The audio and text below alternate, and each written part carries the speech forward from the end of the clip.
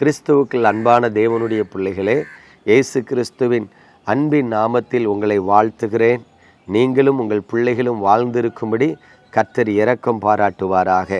பாருங்கள், இன்றைக்கும் நம்முடைய தியானத்திற்கு ஆதாரமாக அப்போஸ்தலர் நடவடிக்கையின் புஸ்தகம் 2ஆம் அதிகாரம் 2ஆம் வசனத்தை பாருங்கள்.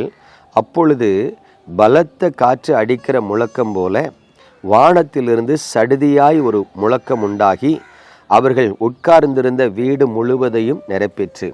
பிரியமான தேவனுடைய பிள்ளைகளே, இங்கே அப்போஸ்தலர்களுடைய காலத்தில், அதாவது இயேசு கிறிஸ்து மரித்து உயிர்த்தெழுந்து அவர் பரலோகத்திற்கு சென்ற பிறகு அப்போஸ்தலர்கள் எல்லோரும் ஒரு மனமாய் கூடி ஜெபித்து கொண்டிருக்கிறார்கள். தேவ சமூகத்தில் காத்திருக்கிறார்கள்.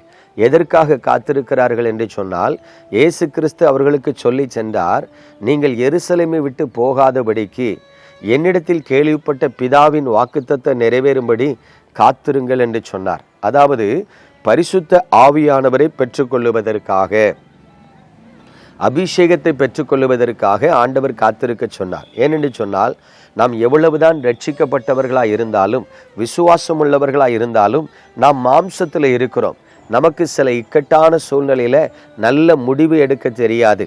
நாம் என்ன செய்ய வேண்டும் என்கிற ஆலோசனை நமக்கு கொடுப்பதற்கு ஒருவேளை அறிவுபூர்வமான மனிதர்கள் கிடையாது.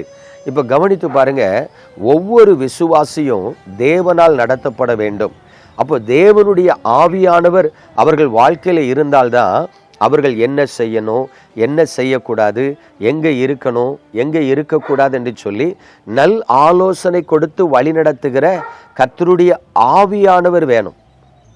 இப்போ கவனித்து பாருங்க, இதுவரைக்கும் இயேசு கிறிஸ்துவோடு சீசர்கள் இருந்தாங்க. இப்போ இயேசு கிறிஸ்து இல்லை, அவர் பரலோகத்துக்கு போயிட்டார். இப்போ சீசர்கள் தனித்து இருக்கிறாங்க. தனித்து இருக்கிற அவர்களுக்கு எப்படி ஊழியம் செய்யணும்னு தெரியலை, என்ன செய்யணும்னு தெரியல. அவங்களுக்கு ஆலோசனை கொடுக்குற ஒரு கர்த்தர் கூட இல்லை. அதனால அவங்க எல்லாம் ஒரு இடத்துல காத்திருந்து ஜெபிக்கும் பொழுது பெந்தைகோஸ்தே என்கிற ஒரு நாள் வருகிறது. தட் இஸ் அ டே. அது பெண்டிகாஸ்ட்ங்கிறது ஒரு நாள்.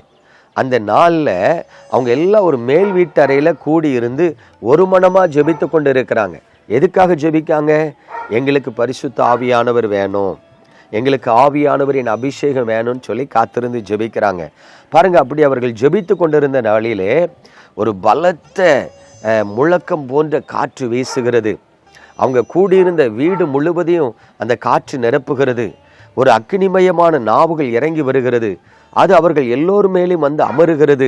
இப்பொழுது பாருங்க, அவர்கள் தேவனுடைய பரிசுத்த ஆவியினால் நிரப்பப்பட்டவர்களாக, பரிசுத்த ஆவியை பெற்றுக்கொண்டவர்களாக, ஆவியில களிகூர்ந்து அந்நிய பாஷைகளை பேசுகிறார்கள், பல பாஷைகளை பேசுகிறார்கள். தேவனுடைய கிருபையின் வரங்களை பெற்றுக்கொண்டார்கள். எனக்கு அன்பான தேவனுடைய பிள்ளைகளே, இன்றைக்கு கூட ஊழியத்தின் பாதையில் நான் பல விசுவாசிகளை பார்க்கிறேன். பரிசுத்தாவின் அபிஷேகம் இல்லாமலேயே அவங்க நான் ரட்சிக்கப்பட்டேன், பரலோகத்துக்கு போயிருவேன் நம்பிக்கையோடு வாழ்ந்துக்கிட்டு இருக்காங்க. ஒரு சிலர் மாத்திரம்தான் பரிசுத்த ஆவியானவரின் அபிஷேகத்துக்கு காத்திருக்கிறாங்க. எனக்கு அன்பான தேவனுடைய பிள்ளைகளே, இயேசு கிறிஸ்துவின் நாமத்தில் நான் உங்களுக்கு திட்டமாக சொல்கிறேன், அந்நிய பாஷை வரங்கள் வேணும்னா உங்களுக்கு இல்லாமல் இருக்கலாம், தப்பே கிடையாது. தீர்க்க தரிசன வரங்கள் உங்களுக்கு இல்லாமல் இருக்கலாம், தப்பு கிடையாது. சுகமளிக்கும் வரங்கள் உங்களுக்கு இல்லாமல் இருக்கலாம், தப்பு கிடையாது. ஆனால் ஒரு மனிதனுக்கு கண்டிப்பாக இரட்சிப்பின் அனுபவமும் பரிசுத்த ஆவியானவரை பெற்றுக்கொண்ட அபிஷேகமும் வேண்டும். ரட்சிக்கப்படாமல் ஒரு மனிதன் பரலோகத்துக்கு போக முடியுமா? போக முடியாது. ரட்சிக்கப்படாமல் ஒரு மனிதன் தன்னை தேவனுடைய பிள்ளை என்று அடையாளப்படுத்த முடியுமா? முடியாது. அதே போல பரிசுத்த ஆவியின் அபிஷேகத்தை பெறாம ஒரு மனிதன் சாட்சியா வாழ முடியாது.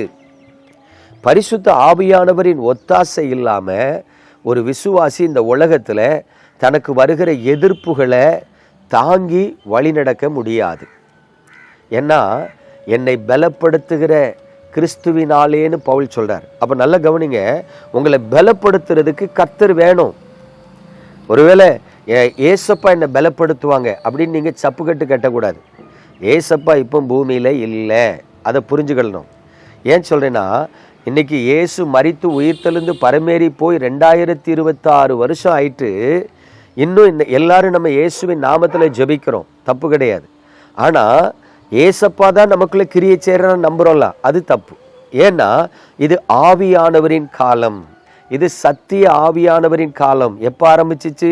முதல் நூற்றாண்டிலே ஆரம்பிச்சிட்டு. முதல் நூற்றாண்டிலே அப்போஸ்தலர்களோடு கூட இருந்து கிரியை நடப்பித்தவர் ஆவியானவர்.